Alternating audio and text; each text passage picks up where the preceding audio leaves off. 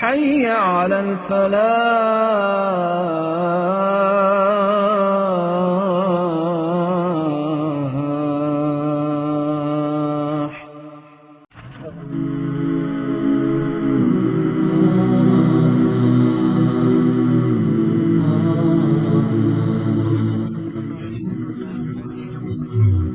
Hey everyone, and welcome.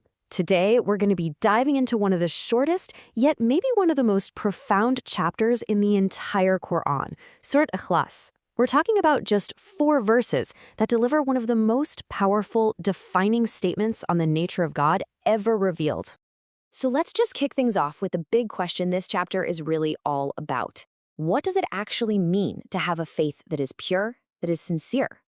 As we're about to see, this tiny chapter offers a huge, definitive answer that is echoed for centuries. All right, let's get right to the heart of it. The key to this whole thing, the absolute key, is right there in its name, Ikhlas. It's the Arabic word for sincerity, for purity, and that is the central theme we're going to unpack right now. So what exactly is Ikhlas in this context? Well, it's about purifying your faith. It's about believing in God with such sincerity that it completely strips away any idea of partnership or association with Him. This is the very core of pure monotheism, or what's known as Tawheed. Now, what's so fascinating here is the historical backdrop. You see, the source material points out that while, generally speaking, humanity has always kind of accepted the idea of a higher power, that pure belief has been constantly challenged and, well, contaminated over time. This chapter came down to just cut through all of that noise and get back to the simple, powerful truth of God's absolute oneness. So let's zoom in on the specific moment in history this was all happening. Because to really feel the power of this chapter, you've got to understand the huge debate that was going on in 7th century Arabia. The stage was perfectly set for this kind of definitive statement. After the Prophet Muhammad migrated to Medina, he was facing what the source calls a united opposition front. And this wasn't just one group he was debating with. We're talking about 3 very distinct communities: the idol-worshipping Quraysh from his own hometown, the Jewish community, and the Christian community. Each one was challenging this idea of pure monotheism with their own set of beliefs. And this here really breaks down the 2 different kinds of challenges he was up against. On one side, you had the idolaters who worship statues, mostly because, well, their ancestors did. It was tradition. But on the other side, you had the people of the book, the Jews and Christians. They had scripture, sure, but they'd also developed what the source describes as a set system with some weird mythology built up around their core beliefs. So how in the world does this one short chapter respond to all of that? Well, it does it with 4 verses that act like these incredible pillars. Each one builds on the last to create this complete, solid definition of God's oneness that just dismantles every form of polytheism. Let's break it down verse by verse. The very first verse starts with a command, say. Now, this isn't a suggestion, right? It's an instruction. It's telling the prophet to proclaim this truth, to say it out loud, decisively, with 0 ambiguity. It's meant to be the final word on a very long-running debate. Okay, and this is so important. The specific word used here for alone is ahad. Linguistically, this is a huge deal. It's different from the word wahed, which also means one. See, wahed can refer to oneness in attributes, but ahad, that's an absolute, unparalleled uniqueness in being.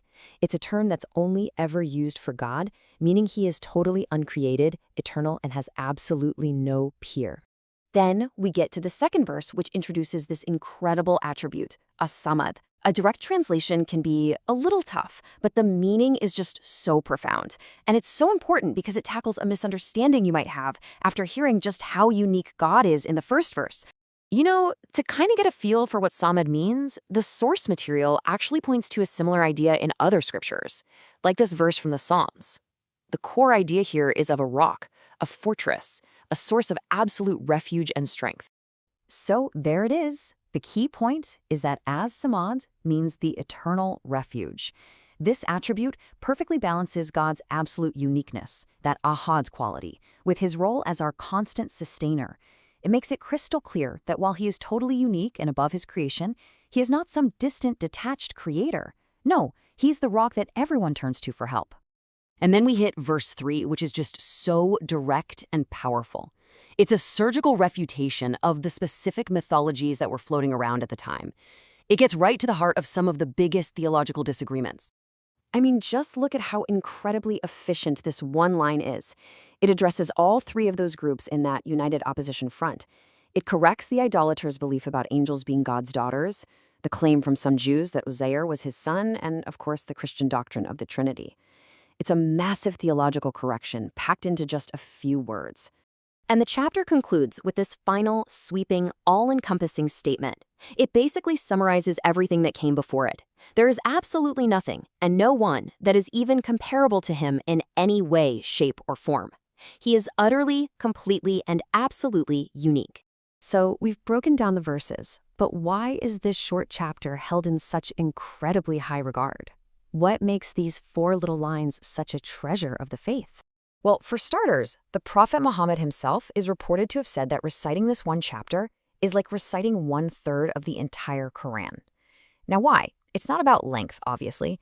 It's because the Quran's message really revolves around 3 main themes: monotheism, prophethood, and the hereafter.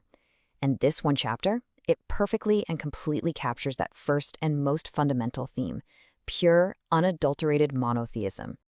And what's really beautiful is the symmetry you see in the Quran. It begins with the opening chapter, Al-Fatiha, which introduces God as the one and only sustainer and master of everything. And it ends right here with Surah Ikhlas, giving us the definitive, purified definition of that very same God. The beginning and the end converge on the exact same central truth. It's incredible. The source material uses this really cool metaphor. It says the Quran basically ends with this declaration. The final 2 chapters that come after it, they act like sentinels, like guards, standing watch over this precious treasure, this pure concept of God's oneness, protecting it from any kind of distortion or corruption. And so that leaves us with this. This incredibly powerful declaration was revealed to correct the specific beliefs and mythologies of the 7th century. But it also invites us, today, to ask a question of ourselves. What modern ideas, attachments, or even ideologies might be acting as idols in our own lives? And how might this timeless call for a sincere, pure faith challenge them right now?